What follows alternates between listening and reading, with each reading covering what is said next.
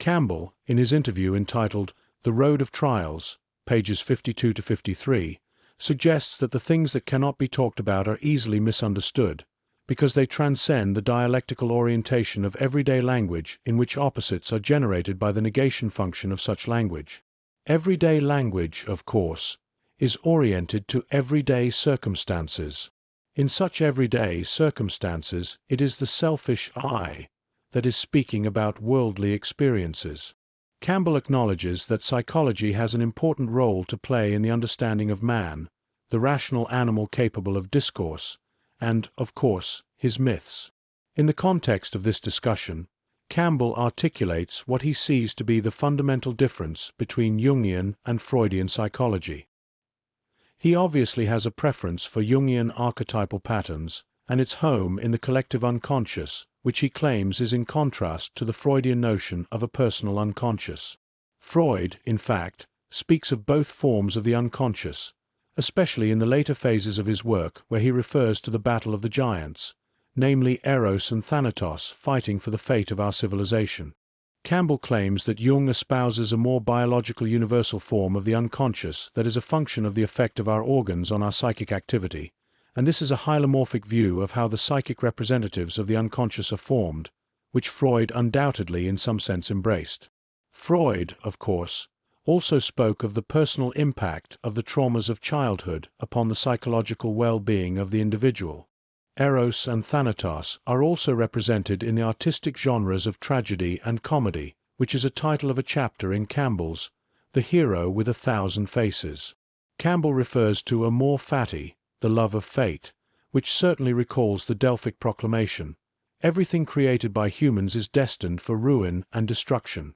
This proclamation haunted ancient Greek consciousness, especially in relation to its preoccupation with the powers of the mind and the task of harmonizing the powers and their relation with the external world, which, we ought to recall, was a central concern of Freudian psychoanalysis. For Freud, the driving force of unconscious instincts could be both positive, Eros, and negative, Thanatos, and this together with the agency of the ego, which was constituted by a precipitate of lost objects, helped to create the impression Kant had of everyday life that he described in terms of being melancholically haphazard. Modernism, which according to Arendt, stretches back to Descartes and Hobbes, stretches forward to what Arendt called this terrible century, 20th century. During this century we saw the pendulum of values swing between good and evil, right and wrong, lawfulness and unlawfulness, and we saw, moreover, how there was an inversion of these opposites where tyrants, for example, took the right for the wrong and evil for what was good. Many historical events were produced by Arendt in evidence for her judgments on the origins of totalitarianism, but other philosophers, e.g. Paul Ricoeur, also pointed to the disappearance of the discipline of rhetoric during this period. The event of the divorce between psychology as a science and philosophy in 1870 also testified to the collapse of many traditional political and cultural structures and practices. Stanley Cavell, for example, points to the marginalization of many aesthetic values during the beginning of the century when so-called modern art began challenging many historical beliefs and practices. Cavell specifically also drew attention to the refusal to take into consideration the history of the belief or practice of the activity one was engaging in or questioning. Heidegger, too, entered the arena of the debate over the presence of confusion in relation to the translation of key ancient Greek terms into Latin, claiming that the Latin translations of, for example, aletheia and physis gave rise to a number of confusions. Wittgenstein, in the period under consideration, pointed to the prevalence of conceptual confusion in the discipline of psychology. P.M.S. Hacker, a Wittgensteinian scholar, also pointed out a number of conceptual confusions in the field of neuroscience. Many of these problems can be traced back to a confusion over what can and what cannot be said about the ancient Greek concept of sush, the human form of life. Modern art of the early 20th century was enveloped by a vortex of controversy, with musical compositions containing no sound, in the name of music, weightless sculptures, in the name of sculpture, and blank canvases, in the name of painting. Wittgenstein claimed that in the classical music of Brahms he could hear the sound of engines. Our contention is that many of the above confusions arise not from local factual misunderstandings, but from a fundamental misunderstanding of the principles and categories of thought that are appropriate to use in relation to the concept of sush, rather than, as Heidegger claimed, a forgetfulness of being, which, of course, is a more abstract and general characterization of the problems under consideration. If one accepts this line of reasoning, then one can see all the above problems, including the origins of totalitarianism, under the aspect of a systematic misunderstanding of a category of being. Heidegger, however, in his investigations of the human form of being in the world, highlights the confusions relating to death in everyday discourse which, he argues, fails to confront the phenomenon of death meaningfully. T.S. Eliot, one of Campbell's favorite writers, postulates that our modern world has become a wasteland, a state of affairs which is represented in the mythical figure of the wounded, impotent Grail King. All of the above indicates the nature of the value of the objects the ego has been forced to abandon and mourn, in a mood edging toward melancholia. What transpires, as a consequence, is a consciousness preoccupied with the events of the external world, which evoke the power of the imagination more than the powers of understanding and reason, a state of mind that marginalizes the realm of the sacred, recoeur, and the metaphysics of nature and morals. What is also implied by the marginalizations of historically important domains of thought is the following. When the attention of consciousness is constantly trained upon stimulating objects, the emotional and passionate states generated require a return to a state of homeostasis, which is this state edging toward melancholia. This is a passive state which Arendt captures in her characterization of the masses, for whom nothing is possible any more. God may either be dead, or merely deus absconditus, for the modern wastelanders, who see fear in a handful of dust. T.S. Eliot, we know, in his later life, sought redemption in the Christian faith. His poem, 4 Quartets, is about time and a spiritual journey that circles back upon itself, to find itself back at the beginning of the journey, but wiser for the experience, possessing more knowledge of the world and oneself. Where we are currently on this journey was earlier characterized in terms of a wasteland, but this situation in the 4 Quartets is nevertheless conceived of in more positive terms of a life which can understand how formless our lives in general has become. The tragic pair of pity and fear are, of course, present in different ways in Eliot's poetry, but he does not embrace the conceptual framework of ancient Greek thought, preferring the framework of Catholicism and its fixation upon the Grail King, sacraments, and visions of heaven and hell which Campbell believes are merely a local ethnographic perspectival vision of the realm of the sacred and the divine that he believes takes us no closer to the goal of providing humanity with a universally valid planetary myth or religion. Knowledge and rationality does not play the central role it plays in ancient Greek philosophy, which rests upon the ideas of arete, arche, dikaios, aletheia, sush, phusis, phronesis, and eudaimonia. The ancient Greek conception of techne presupposed episteme, arete, logos, sush, and aletheia, but this conceptual framework has been abandoned by the modern world, largely because our modern science has limited itself to the goal of the quantification of nature via the use of the method of observation in a context of exploration, a use which rejects many rational principles, e.g. the principle of sufficient reason. The spirit of Newtonian and Kantian science was one which embraced a set of first, rational principles that the scientist approached nature with, in the spirit of a judge who puts conceptual questions to nature and expects answers in accordance with those first principles. This modern spirit of science is so difficult to characterize because of its limited focus and its increasing complexity.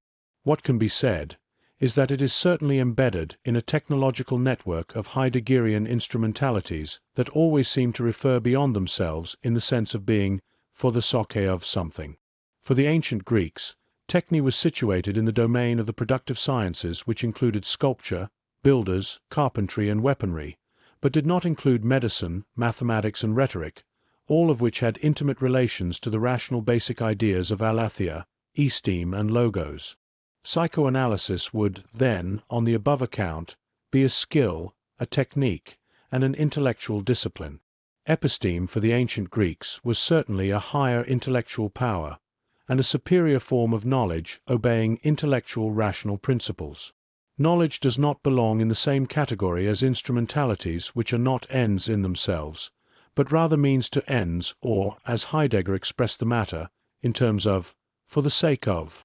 Instrumentalities, in other words, are cause-effect relations, and do not have a telos connected to the more categorical forms of archy that we find situated in the context of explanation/justification. The arts of tragedy and comedy, as practiced by Shakespeare, occurred over a century later than the times of the troubadour, and several centuries later than the age of chivalry, which initiated for Campbell the romantic form of individualism he believes is central to our Western identities. Shakespeare skillfully combined these themes with the themes of ancient Greek tragedy and philosophy that were being reawakened during the Renaissance. God, during the time of Shakespeare, was still an important presence, but the star of religion was waning in importance in the light of the Protestant Revolution. Many Renaissance artists, such as Michelangelo, remained intensely religious, but were becoming more courageous in their challenges of the authority of the Church, at least insofar as the limitations imposed by the Church upon what they may or may not represent was concerned. Science, too, with the invention of the telescope, was making space for itself in our everyday life, which now knew we were actively exploring the heavens and the movement of the stars and planets. The space of infinity and the time of eternity were now transforming the activity of observing the heavens with a discipline which would become the discipline of astronomy. We were challenging the magnitude of the physical universe, and thereby becoming so much more than a handful of dust, reminding us of the lost object of a life that was no more because its powers had been extinguished. The transcendental attitude was being restored, but at the same time narrative accounts relating to the place of the heavens, where wandering souls were domiciled, became less plausible. The image of ghosts and one soul leaving a body and entering another was, of course, an image of the imagination which was not connected to reality in the way in which the memory or consciousness was. Heraclitus claimed that the logos of change was to understand that two phenomena such as the road leading up the hill and the road leading down the hill were to be thought of as, in some sense, the same. Aristotle saw the principles of change to be manifested in kinds of change, principles, media and causes, a complex network of considerations which was in accordance with logos, episteme, and aletheia that three different domains of science could investigate. These domains of science, of course, concerned themselves with sush in different ways, given that they related to knowledge and skills of different kinds. Explanations and justifications occurring in these sciences occurred in relation to the many principles regulating all the changes in the natural world as well as the changes in the world of sush. Campbell points out that the narratives of myth are about the changes the hero undergoes in the course of her heroic quest, and many of the events are dreamlike, because, presumably, the changes we are witnessing are being processed by the imagination and the emotions that are being evoked by outer changes.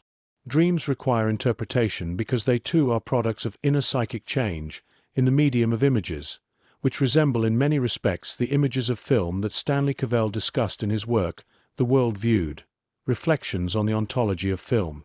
The images of film, in contrast to our dream images, are automated, and the objects photographed participate in the photographic presence of themselves on film, making them, in fact, more like memories than the images of dreams, which are inserted in a wish-fulfillment complex. The dreamlike quality of film is difficult to analyze, but this too, in some sense, relates to the imagination and passions of the creator of the plot of the film. This, added to the fact that there is a form of technical intelligence involved in the automation process which relates to instrumental forms of reasoning connected to the instrumental notion of for the sake of. The camera, moving over a landscape from object to object, is an imitation of sensory experience, an automated form of sensory experience which is very different to that form that occurs in relation to a human body. The human body, that is, possesses a sensorimotor unity based on a constellation of organs and limbs typical of the human form of life, sush. Cavell is suggesting here that the moving automated images and mechanically induced movement of the film camera provide us with a sense of a being in the world which is not human. The lack of real depth in the movement of the photographic images also suggests the lack of the presence of many categories associated with the understanding of human movement, because as Brian O'Shaughnessy suggests, Concepts play a causal role in the genesis of visual depth experience. The will, a dual aspect theory. Page 171. Films imitate the depth of three-dimensional space in two-dimensional images, and everything viewed participates in the real forms of the world, and this might partly explain the dreamlike quality of the film experience. There is no suggestion that Campbell believes that our modern art form of filmmaking could be the basis for the planetary mythology he is seeking. We have questioned the metaphysical status Campbell attaches to the hero, equating as he does the hero with a god in his work, the hero with 1,000 faces. Overcoming overwhelming forces and manifesting supernatural powers against terrifying monsters are certainly not as realistic as the Socratic responses to the overwhelming forces he was confronted with. Socrates, of course, was not a mythological figure, and he would have objected to be called a god, in the way Buddha was. The Buddha narrative speaks of an unnatural birth and a figure who sits under a Bodhi tree fighting a dark army, led by Komamara. There was not, for Socrates, as there was for Buddha, a king of the serpents protecting him from various supernatural dangers. Campbell also refers to Prometheus and his world-transcending deed of stealing fire from the gods to give to humanity. There is here an allusion to the prehistory of humanity, and the importance of the role of fire in the early phases of the primitive hunting/gathering groups living in caves. The narrative surrounding Prometheus, however, was not a clinical historical account, but rather a narrative driven by the passionate desires. A narrative that desired to metaphorically communicate the sacred meaning of certain events in man's history. Campbell claims that Jungian archetypes were involved in the construction of the Prometheus narrative, in particular the archetype of the hero. Whether the hero be ridiculous or sublime, Greek or barbarian, Gentile or Jew, his journey varies little in essential plan. Popular tales represent the heroic action as physical. The higher religions show the deed to be moral. Nevertheless, there will be found astonishingly little variation in the morphology of the adventure, the character roles involved, the victories gained. If one or another of the basic elements of the archetypal pattern is omitted from a given fairy tale, legend, ritual, or myth, it is bound to be somehow or other implied, and the omission itself can speak volumes for the history and pathology of the example. Page 30. The hero with 1,000 faces. Philosophical mythology would of course not be so concerned with physical world historical deeds, such as those attributed to Achilles, but more concerned with the moral deeds of world philosophical characters such as Socrates, e.g. his activities in the agora and his relation to death as a consequence of his death sentence by the Athenian courts.